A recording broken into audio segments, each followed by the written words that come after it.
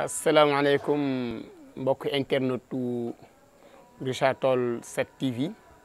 di am mbégte ak bànneex di ñëwaat tey seen chronique premier numéro di am mardi bu jot si waxtu wi muy 20h tey nag ñu indil leen jàngat bu ñu war a def ginnaaw élection législative yi résultat bi ci Yewwi Askan Wi am au niveau de la commune ak ni ñu jàngatee résultat aussi bu Benno Bokk Yaakaar bi nga xam ne moom la ci am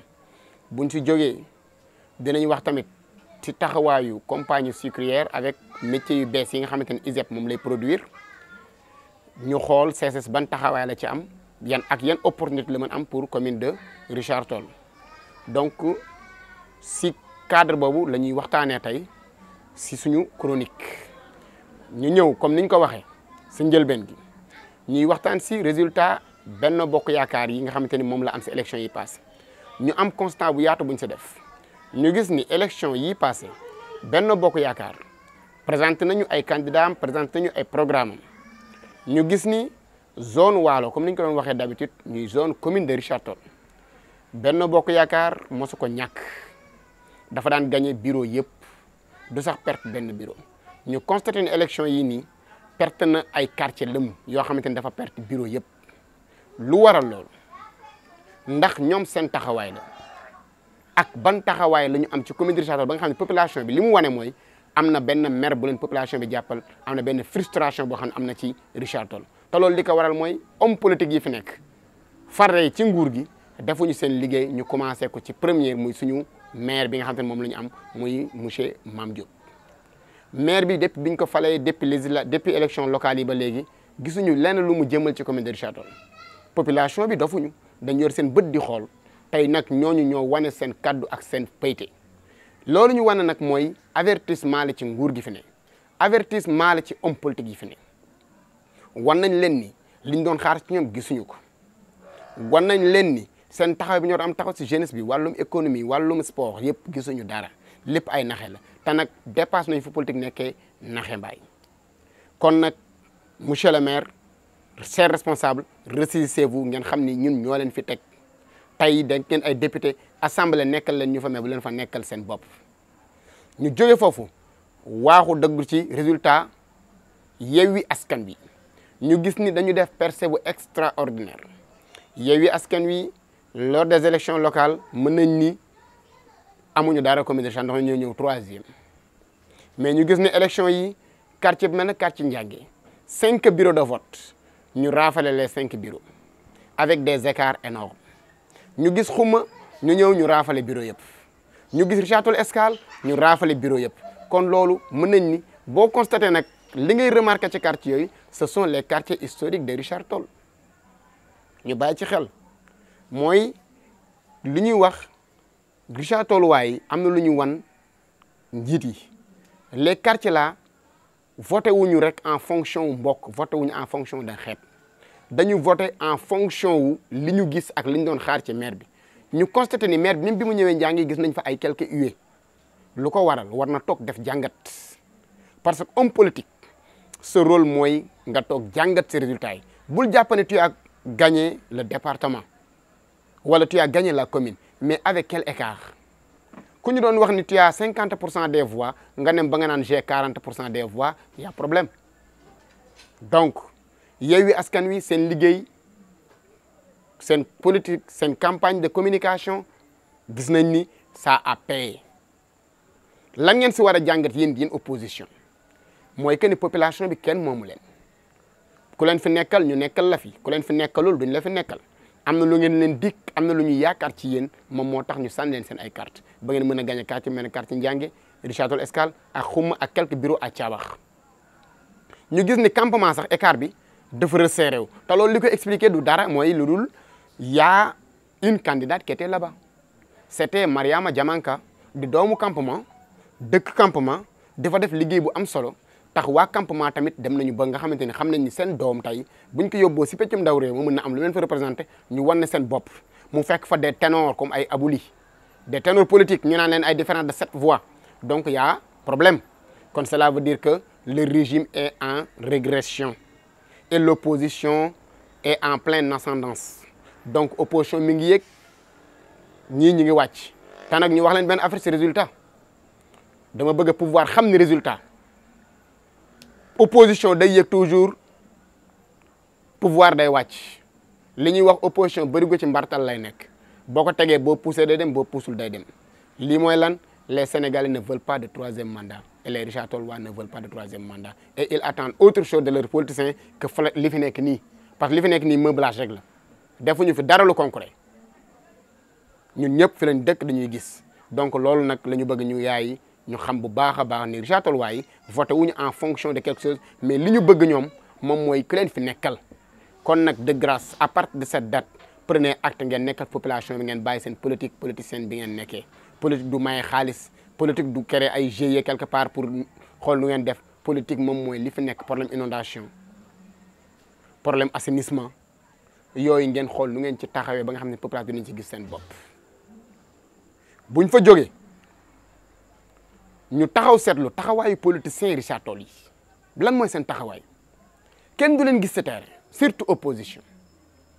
on ne voit jamais ñu ngi leen di gis uniquement si wàllum bu élection jegesee est-ce que loolu mooy rôle opposant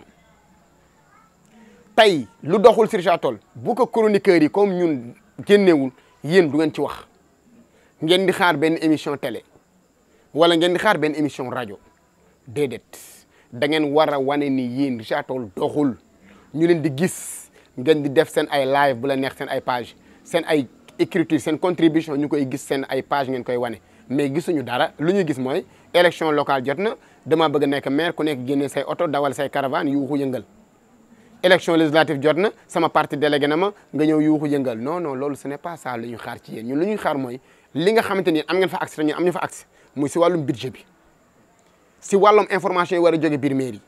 si wàllum investissement bi mairie bi war a def yenn décision yu maire jël te ñun population xamuñu si dara dañuy yeew dañuy subir les décisions yéen a fa nekk yéen ñooy conseils yi nga xam ne ñoom lañ fa envoyé donc informer leen population bi si li nga xamante ne moom moo nekk Richard Toll politique du naxaate opposition comme pouvoir kon nag opposition bi seen taxawaay des na lu bare kenn gisu leen si terrain bi kenn gisu leen élection ba élection xëy na population ñoo commencé conscient xam ni dara doxul yenn média net yi di ci wax yenn rajo yi di ci wax donc population bi yeewu xam li ñu bëgg mais yéen politiciens yi ñi ngi xaar leneen si yéen suñu autorités yi aussi ñi ngi xaar ngeen génn ngeen def visite de terrain xool li fi doxul ngeen jéem ko rectifier bu ñu jógee foofu nag ñu dugg ci li ñu leen waxoon mooy métiers yu bees yi nga xamante ne ISEP mi ngi koy former te CSS war si jouer un rôle important ñi ngi magnifier d'abord CSS ni mu intégré jeunes yi nga xamante ne mi ngi leen may opportunité ñu def stage jóge ISEP dem fa ñu ngi gis ni impliqué nu bu baax si formation bi ISEP di def mais quelle est la place de la jeunesse richard-tolloise? On nous dit que ISEP forme sur les métiers de l'agronomie et on voit certains jeunes sortir de l'ISEP qui chôment et c'est désolant. Donc pour moi, nous on est de Richard Toll. La CSS est implantée à Richard Toll. La CSS pollue Richard Toll. Donc la CSS doit soutenir Richard Toll. Comment? En engageant ces jeunes war leen jël jàppale leen ñu liggéey si li ñu jàng si li ñu xam ñoom ñu war leen jàppale ñu liggéey ci loolu ku génn ci ISEP bi pour man Richard Toll bala muy jéggaani fenn technicien dafa war xool les Richard Toll waa yi nga xam te ne am nañ formation bi on ne dit pas Richard Toll waa dañ leen war a liggéey ñu war a liggéey te amuñu benn compétence non non nous ne sommes pas avec ça l'homme qu'il faut à la place qu'il faut donc booy génn nañu ak seen ay compétences les jeunes sont là sont très bien formés donc intégrez-les dans vos entreprises ngeen jàppale leen mais tey dañu gis jeunes dañuy def stage rek après dem toog seen kër croiser les bras en ce moment là ñu gis yeneen techniciens di ñëw fii waxuñu bu leen jël doomu Sénégal de mais dañ ni Richard Toll waay yi nga xam te ne ñooy subir CSS dañoo def seen place bu am doyo ci biir commune ci biir compagnie sucrière kon nag les autorités de la compagnie nous vous interpellons ñu leen di wax ni l'ISEP forme sur les nouveaux métiers l'ISEP forme des jeunes compétents vous leur offrez l'opportunité de pouvoir exercer leur travail correctement mais stage ne suffit pas offrez-leur un emploi pour qu'ils puissent servir leur pays loolu la ñuy xaar ci compagnie sucrière bu ñu fa jógee te njàmbaasuñu wàllum éducation. Éducation bi gis nañ ni bon les résultats dans la commune de Richard Toll au niveau du CFE BFM et Bac sont satisfaisants et ça nous félicitons les enseignants même si bu ñu déggee ñuy wax ni les enseignants dañuy salaire yokk nañu salaire enseignants yi résultats yi gën na baax loolu yëpp lu koy sous-tendre mooy système éducatif bu baax rek résultats yi baax lay prouver système éducatif bariwul ay frustré bi ñu régler bañ a régler frustration yi gis na résultats yi di féliciter école yëpp di wax ni nag ça reste war nañ def plus comment il y a beaucoup d'abris provisoires dans la commune de Richard Toll. Plus comment il n'y a pas de table-banc dans les salles de classe et ça nous interpellons les autorités daaw CREI bu enseignants yi jàngalee amuñu ko directeurs yi ñoo concrété yenn somme dem jëndi CREI ba mois d'avril benn dotation ñëwul et ça c'est écœurant et loolu participer wul ci éducation bu baax pour suñuy doom donc impliquez-vous plus ñi ngi xaar ci autorités yi jàngat bi ñu ci def moom mooy autorité dañu attentiste autorité dañu passif donc arrêtez votre passivité sortez des bureaux faites des visites de terrain ngeen wax li ne ci école yi ñun ñu xam ko ngeen indi li nga xam te ne moo ne ci école yi ngeen doter leen plus de moyens buñ ko defee gëm naa ni Richard Toll dina gën a ñoŋ suñuy jeunesse dinañ gën a xippi suñu éducation dina gën a dox donc grosso modo loolu la ñu indi woon tey seen chronique di jaajëfal internet yëpp di jaajëfal ñëpp di leen lancer nag message bu mujj moom mooy lan assainissement bi des na lu bare Richard Toll bu tawee kenn du génn njànge gàddal xut campement njaw mënuñu gëm ni toujours solution bi mooy moto pompe dem abbi ses moto pompe guru génnee ndox mi déedéet solution bi mooy defar benn plan d'assainissement ba nga xam te ne bu tawee ndox mi dafa taxaw ndox empêché wul nit dëkk bala may dañu naan ñoom ñoo dëkk ci place ndox empêché wul nit dëkk boo demee Chine ci biir dex yi la gaay dëkk Maison Blanche ci kaw ndox lañ ko tabax kon nag ndox empêché wul kenn dëkk nañ ko defal yoon day dem yoonam kon nag assainissement bi ngeen taxaw ci gis nañu sax amul benn assainissement chaque année rek ñu concréter moto pompe indi pompe ndox mi maire ñëw taxaw sol teneem yër delluwaat année prochaine ça se répète depuis presque plus de 20 ans maire yi fi jaar yëpp fekkee nañ ko deful leen si benn effort doj na rek ngeen def ci effort bu sérieux pour que population mën a génn ci guuta gi ñu nekk nii parce que la population souffrant buy taw borom kër duñ nelaw donc loolu message bi leen di lancé la ngeen taxaw population bi di jaajëfal ñëpp ñu doon suivre chronique bi di leen dox daje mardi prochain c'est seen beneen numéro seen chronique si Richard Toll 7 TV jaajëf